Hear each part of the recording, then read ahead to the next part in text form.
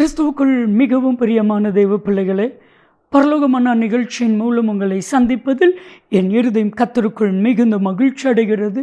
உங்கள் எல்லாரையும் இயேசு கிறிஸ்துவின் இன்ப இனிய நாமத்தினாலும் கிராஸ் டிவி ஊழியங்கள் சார்பாக என் அன்பின் வாழ்த்துக்கள். இன்றைய பரலோகமன்னா ஜெயம் கர்த்தரால் வரும். என் அன்பு தெய்வ பிள்ளைகளே, நல்லா கவனிச்சுக்கோங்க. தோல்வி பிசாசால் வரும், ஜெயம் கர்த்தரால் வரும். தோல்வி மனிதர்களால் வரும், ஜெயம் கர்த்தரால் வரும். இன்னைக்கு பிசாசு நம்மளை தோக்கணும் அப்படிங்கிற எண்ணத்தில் இருக்கிறான். ஆனால் தேவனாகிய கர்த்தர் நாம் ஜெயிக்கணும் அப்படிங்கிற எண்ணத்தோடு இருக்கிறார். தேவன் ஆதாம் இவளை படைத்ததுடைய நோக்கம் என்ன? பிசாசு ஜெயிக்கணும். நன்மை தீமை அறியத்தக்க கனி ஜீவ விருட்சத்தின் கனி. நன்மை தீமை அறியத்தக்க கனியை புசிக்காதிருந்து ஜெயிச்சிட்டா ஜீவ விருட்சத்தின் கனியை புசிக்க கொடுப்பதற்காக. ஆதாம் ஏவாள் ஜெயிக்கிறாங்களா என்று பார்த்தால் தோற்று போனாங்க. என் அன்பு தெய்வ பிள்ளைகளே, நம்ம ஜெயிக்கணும். நம்ம ஜெயிக்க பிறந்திருக்கிறோம். நம்முடைய காரியம் ஜெயமாக இருக்கும். தானியேல் 6:28.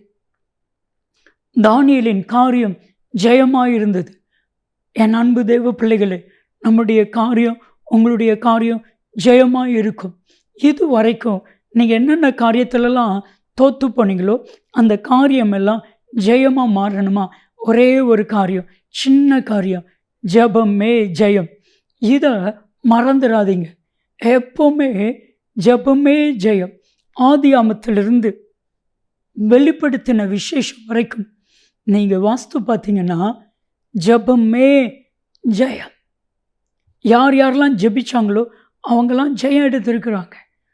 உதாரணமாக எஸ்தர் ராஜாத்தி, எஸ்தரின் புத்தகம் 4வது அதிகாரம் 16ஆம் வசனத்தை வாஸ்து பார்த்தா எஸ்தர் மொர்தெகாய்க்கு சொல்லுகிறான், நானும் என் தாதிமார்கள் உபவாசம் இருந்து ஜெபிப்போ, நீரும் அப்படியே உபவாசம் இருந்து ஜெபம் பண்ணுங்கள்.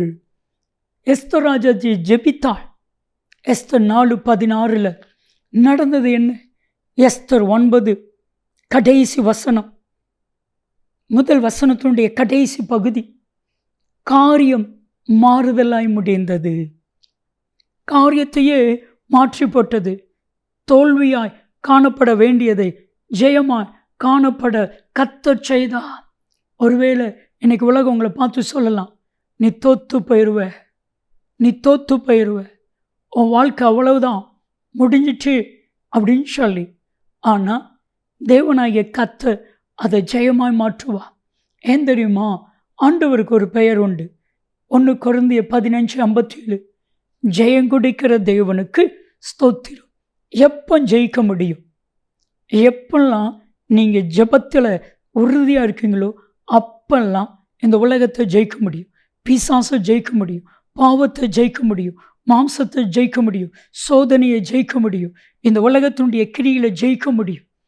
ஆண்டவராகிய இயேசு கிறிஸ்து யோவான் 16:33 சொன்னார், உலகத்தில் உபத்திரமும் உண்டு, திடன் கொள்ளுங்கள், நான் உலகத்தை ஜெயித்தேன். ஜெபம் ஜெபம். ஒரு சகோதரர் எல்லா காரியங்களையும் தோல்வி. இப்போ 7 கடை இருந்தது, 2 கடை, அதுவும் நஷ்டத்தில் இருக்குது. இப்போ தான் இயேசுவை ஏற்றுக்கொண்டு ஜெபிக்க ஆரம்பித்தாங்க. ஆண்டு விசேஷத்தை ஞானத்தை கொடுத்தாங்க. இழந்து போன 5 கடையும் திரும்ப கர்த்தர் கொடுத்தா. இப்போ அவர் கையில் 12 பிஸ்னஸை கர்த்தர் கொடுத்து ஜெயிக்க பண்ணியிருக்கலாம். ஜெபிக்கலாமா? அன்பின் பரலோக பிதாவே, ஜெபத்தை கட்டளையிடும், ஜெயத்தை கொடுத்துள்ளோம். நீர் அப்படி செய்கிறதற்காய் உமக்கு நன்றி. இயேசு கிறிஸ்துவின் நாமத்தில் ஜெபிக்கிறோம் ஜீவனுள்ள பிதாவே, ஆமென், ஆமென். ஜெபமே ஜெயம். நன்மையும் கிருபையும் ஆசீர்வாதங்களும் நிச்சயமாக உங்களை தொடரும்.